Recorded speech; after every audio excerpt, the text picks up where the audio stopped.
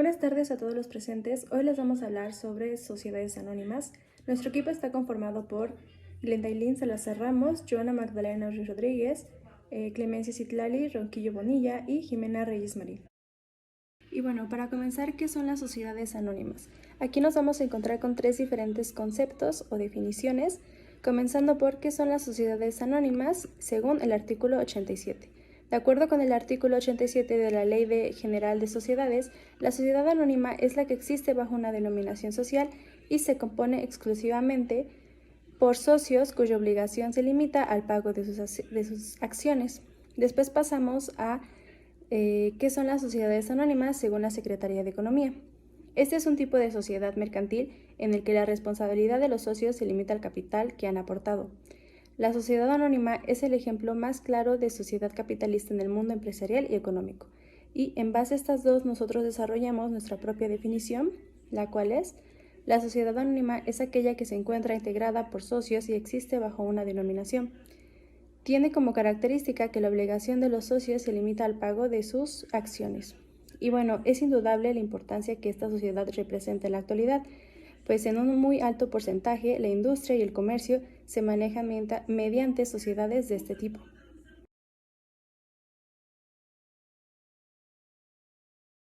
Bien, ahora continuando con la formación de la denominación social, podemos encontrar que dentro de estas pueden formarse libremente sin tener necesariamente que mencionar el giro o la especie de la actividad.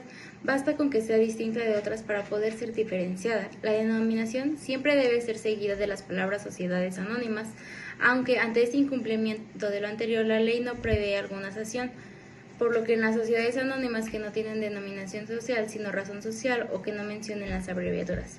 Un ejemplo de estas es, por ejemplo, Pepsi, que su razón social es PepsiCo Iberia Servicios Centrales SL. Otro ejemplo de estos puede ser Sonic y su razón social es Sony Music Entertainment España SL. Y como último ejemplo podemos encontrar Movistar y su razón social es Telefónica Móviles España SAU.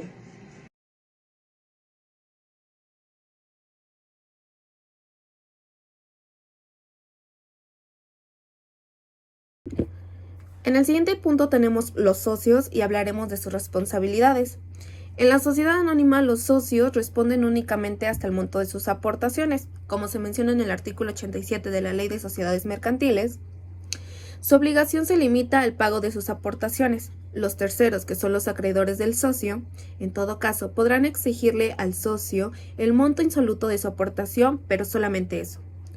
Como otro apartado tenemos los números de socios y la reforma de la ley en su artículo 87 de fracción 1 requiere ahora para la constitución de una sociedad anónima la existencia mínima de 2 socios, lo que en realidad y especialmente antes de la nueva disposición, en el cual eran 5 los socios como mínimo. Parecía una especie de ficción, ya que la realidad era que los socios capitalistas efectivos, que son aportadores del capital, eran menos de 5. Los demás simplemente se incluían para completar el requisito. Y se llaman socios de paja o prestanombres, y que eran fácilmente adquiribles dentro de la familia o las amistades. Y es por ello que ahora solo es la existencia de 2 socios como requisito, y esto corresponde más a la realidad. Bien, continuando con los requisitos de la constitución de las sociedades anónimas, podemos encontrarnos con 4. Estos son que haya 2 socios como mínimo y que cada uno de ellos suscriba una acción por lo menos. 2. Que el contrato social establezca el monto mínimo del capital social y que éste esté íntegramente suscrito. 3. Que se exhiba en dinero efectivo cuando menos 20% del valor de cada acción pagadera del numerario. Y 4. Que se exhiba íntegramente el valor de cada acción que haya de pagarse en todo o en parte de bienes distintos del numerario. Bueno, ahora vamos con el tema de los accionistas y como primer punto tenemos que los accionistas son los dueños de las empresas que tienen la forma de la sociedad anónima. En abreviatura, es una SA. Una SA, cada acción representa una parte alícuota del capital social. Alícuota quiere decir que es una forma de propiedad que permite la división de los derechos y obligaciones derivados de poseer una parte de la empresa. Y pues también cada accionista es titular de una o varias acciones. Luego tenemos otro punto que menciona que la Asamblea General de Accionistas señala que es el órgano supremo de la sociedad y puede acordar y ratificar todos los actos y las operaciones de la misma. Esto quiere decir que las resoluciones de las asambleas generales de los accionistas son obligatorias para todos, esto más que nada para poder intervenir en todas las decisiones que se toman en las asambleas a través del derecho del voto. Otro punto tenemos es que las asambleas generales de accionistas deben reunirse en el domicilio social, salvo caso fortuito, o de fuerza mayor. Los accionistas pueden asistir o deben asistir personalmente a la reunión y hacerse presente o hacerse presente por mandatarios. Pero deberán conferirse de acuerdo con lo indicado en la escritura constitutiva. Aparte, quienes más pueden asistir a estas reuniones o asambleas generales son los comisarios y estos pueden opinar, pero a la hora de tomar la decisión ellos no tienen voto. Entonces, pues simplemente opinan. Después, como último punto, tenemos que la convocatoria para la asamblea debe hacerse por medio de la publicación de un aviso en el sistema electrónico establecido por la SE. Este debe ser convocado por el representante legal de la sociedad y con una antelación mínimo de 5 días.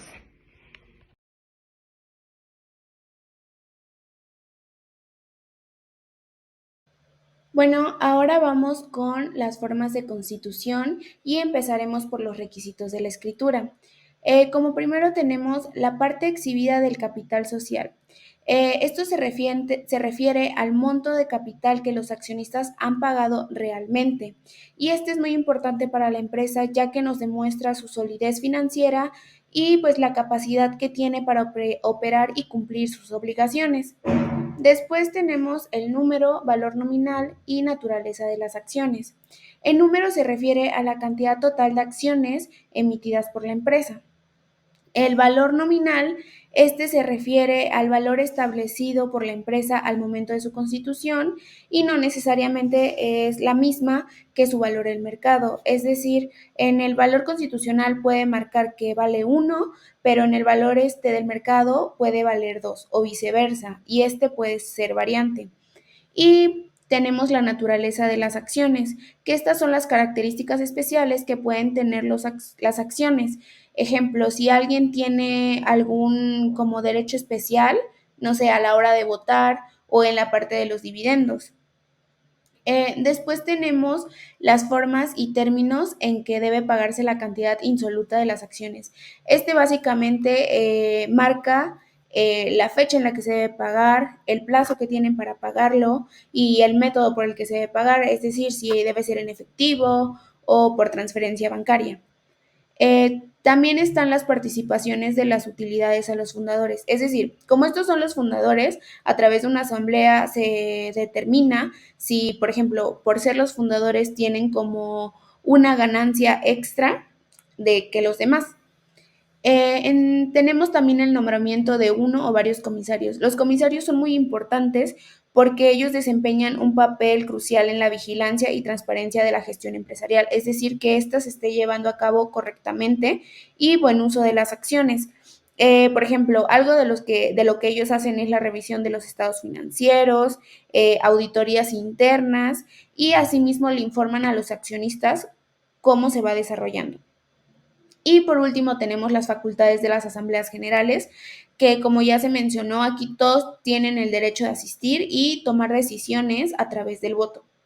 Después tenemos los procedimientos constitutivos, que son dos, que es la forma simultánea, es decir, instantánea, o la forma sucesiva, que es por suscripción pública. La forma simultánea se constituye solo en un acto, que es mediante la comparecencia ante un notario de los socios otorgantes o corredores públicos. Y la forma sucesiva, que menciona que es por suscripción pública, esto básicamente es como hacer una invitación al público para que constituyan una sociedad anónima. Y por último tenemos las fases, que como primera fase tenemos la redacción y depósito del programa. Los fundadores redactarán y depositarán en el registro de comercio un programa que deberá contener cómo se va a ir desarrollando la empresa, tal cual. Y tenemos las adhesiones, que estas son que las suscripciones se recogen por duplicados y en ejemplares del programa. El fundador conserva un ejemplar y al suscriptor se le da un duplicado. Y todas las suscripciones deben estar dentro de un año a partir de la fecha del programa que está estipulado. Y por último tenemos las aportaciones, que estas deben depositar en la institución de crédito designada por los fundadores la cantidad que se le haya obligado a pagar. Continuando con los derechos de los accionistas, podemos encontrar dos dentro de estos. El primero es que son derechos del socio de la participación en las utilidades y el haber social en caso de disolución, que es la cuota de liquidación, y el de intervenir en las deliberaciones sociales, el voto. Como segundo, encontramos que el socio tendrá un voto por cada acción que posea, aunque hay una excepción, ya que dentro de esto se encuentran las acciones de votos ilimitados, pero no solo en las asambleas extraordinarias que se reúnan para decidir sobre la prórroga de la duración, disolución anticipada o el cambio del objetivo o de la nacionalidad, transformación o fusión de la sociedad. Bueno, a continuación vamos con las ventajas y desventajas. En ventajas tenemos que los accionistas tienen derechos sobre el capital y las utilidades. Esto lo vuelve atractivo para los accionistas y para que se animen a invertir. Después tenemos que la responsabilidad y obligación de los accionistas está acotado al pago de sus aportaciones. Esto quiere decir que si la empresa tiene una deuda, los accionistas no están o sea, sí tienen como una relación, pero no se ven tan afectados porque ellos están cubriendo sus gastos o lo que les toca pagar correctamente, y si esto ya es una deuda de la empresa, los gerentes o de mayor nivel tienen esa obligación de resolverlo, no los accionistas. Después menciona que la administración puede llevarse a cabo por un individuo o por un consejo. Esto ya es la forma en la que se decidan, por eso existen las asambleas y en esto se toma la decisión, que normalmente es por un consejo, porque pues es como lo más práctico y donde todos tienen voz y voto, ya que como se ha mencionado, todas las decisiones se toman a través del voto. Después tenemos que los accionistas las acciones pueden ser heredadas por los socios, es decir, se pueden pasar de generaciones en generaciones. Tienden a ser sociedades estables porque pues ya desde un principio se tiene como un plan y están los comisarios que se encargan como de ver que todo esto vaya funcionando bien, porque pues al final de cuentas la finalidad de una empresa pues siempre es obtener ganancias. Y tenemos por último que proporcionan la estructura adecuada para acumular capital. Como ya se mencionó, pues esa es la finalidad principal, obtener ganancias, obtener capital y que una empresa crezca. Ahora vamos con las desventajas. Esto, como primera, tenemos que no permiten tener acciones a nombre de la propia empresa. Es decir, jamás va a estar la empresa como que le pertenece todo a ella. Siempre será de que, como está estipulado en ciertos documentos, que cada acción o que muchas personas constituyen la empresa y tienen poder sobre la empresa. Luego tenemos como otra desventaja, que es que los inversionistas que necesitan involucrarse en la empresa no se sentirán cómodos, ya que las decisiones del día a día no están en sus manos. Como ya se mencionó, o sea, cuando se tienen que tomar decisiones puede haber unos a favor y otros en contra, pero al final será lo que la mayoría decida, por eso es a través del voto. Otra es que es un esquema que presenta numerosas reglas para el aumento del capital. Hay muchos documentos donde tienes que seguir todo al pie de la letra. Si no, pues no va a funcionar la empresa. Y por último, tenemos que no proporcionan los candados que pueden necesitar las empresas familiares para el manejo de las acciones. Es decir, o sea, no todos, no porque un accionista pues tenga esta parte de la empresa, su demás familia va a poder estar dando su voto. O sea, es simplemente el accionista que está registrado y el cual está inscrito en los documentos de dicho lugar.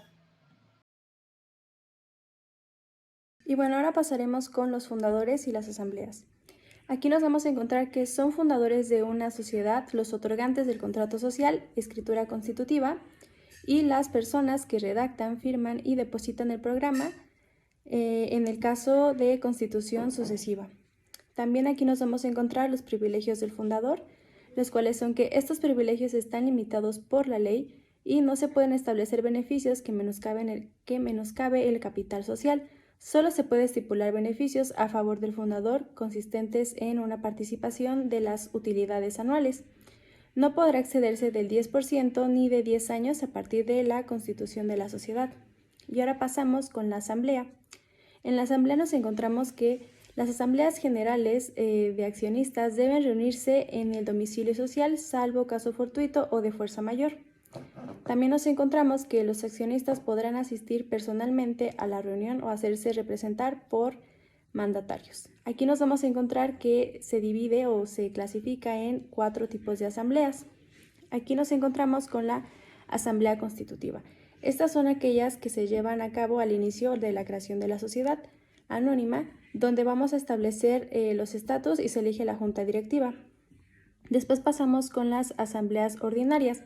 Estas son aquellas que se realizan de forma regular, generalmente una vez al año, para tratar temas como asuntos de la aprobación de cuentas anuales, la distribución de dividendos, la elección de los miembros del Consejo Administrativo, entre otros temas rutinarios. Después pasamos con las asambleas extraordinarias. Estas se convocan cuando surgen asuntos urgentes o que no pueden esperar hasta la próxima asamblea ordinaria. En estas reuniones se toman decisiones sobre cambios en los estatutos, aumento del capital, fusiones, escisiones u otros temas de importancia. Y por último nos encontramos las asambleas especiales. Estas son aquellas convocadas para tratar temas específicos que requieren la participación de un grupo particular de accionistas o tienen un propósito definido, como la aprobación de contratos importantes o la adquisición de activos significativos.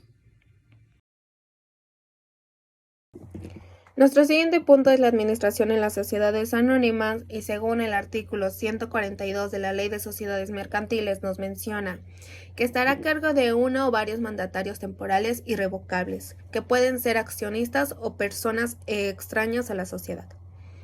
Igual mencione que cuando los administradores son 2 o más, se puede formar el Consejo de Administración, pero no se podrá señalar representante para desempeñar el cargo de administrador, ya que este es personal. Sin embargo, en una parte del artículo 149 nos dice que tanto los administradores como el Consejo podrán, dentro de sus respectivas facultades, conferir poderes en nombre de la sociedad, los cuales serán revocables en cualquier tiempo. También hace mención en que hay provisiones para el desempeño de las funciones de administrador en una sociedad anónima, y esto es conforme a la ley, puede ser considerado inhabilitados para ejercer el comercio. Se presume que el desempeño del puesto de administrador no es gratuito, obviamente, y cuando esto sucede y no esté señalado en los estatutos, el monto a pagar será fijado por la Asamblea Ordinaria de Accionistas, que esto está reflejado en el artículo 181, fracción tercera de la Ley de Sociedades Mercantiles. Otro punto que abordaremos son las obligaciones de los administradores, que se encuentran en el artículo 178 de la misma ley, y nos hace mención en que los administradores tienen a su cargo la gestión de la empresa social, ya que es la representación de la sociedad y es la firma social. Existen 6 puntos y el primero es el balance anual, que es dentro de los 3 meses que sigan a la clausura del ejercicio anual. Segundo, que es el informe general sobre la marcha de los negocios. Tercero, balanza mensual, que es de la comprobación de gastos y operaciones sociales. Cuarto, que son las convocatorias, que son para las asambleas generales de accionistas. Quinto, que es presidir las asambleas, que es salvo pacto en contrario. Y por último, que es la firma de los certificados provisionales y las acciones de la sociedad. Igual vamos a hablar de las responsabilidades de los administradores y nos dice que los administradores tendrán responsabilidades inherentes a su mando y la deriva de las obligaciones que la ley y los estatutos les imponen. También los administradores son solidariamente responsables con la sociedad. Igual tenemos 6 puntos y uno de ellos es la realidad de las aportaciones hechas por los socios. 2, la existencia real de los dividendos pagados a los socios.